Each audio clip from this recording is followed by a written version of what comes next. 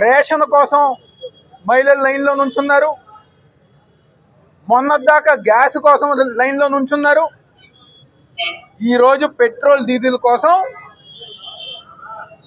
దాదాపుగా 4-5 రోజుల నుంచి మొత్తం ప్రతి బంకు దగ్గర ప్రజానికం బారులు తీరి వీటి కోసం లైన్లో నుంచోవడం జరిగింది, పెట్రోల్ కోసం, డీజిల్ కోసం.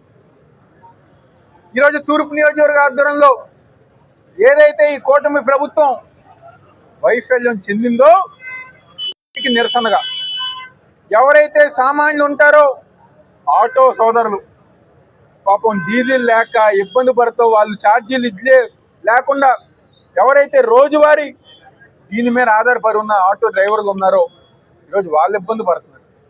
ఆ ఆటోని కానివ్వండి, జీపు కానివ్వండి లాగుతూ మా ఒక నిరసన తెలియజేస్తూ ఈరోజు రాష్ట్రంలో చంద్రబాబు నాయుడు ప్రభుత్వం ఎంత చేతకాని ప్రభుత్వం అంటే ప్రజానికానికి పెట్రోల్ డీజిల్ ధర ఇవ్వలేని పరిస్థితిలో ఈరోజు ఈ కూటమి ప్రభుత్వం ఉంది.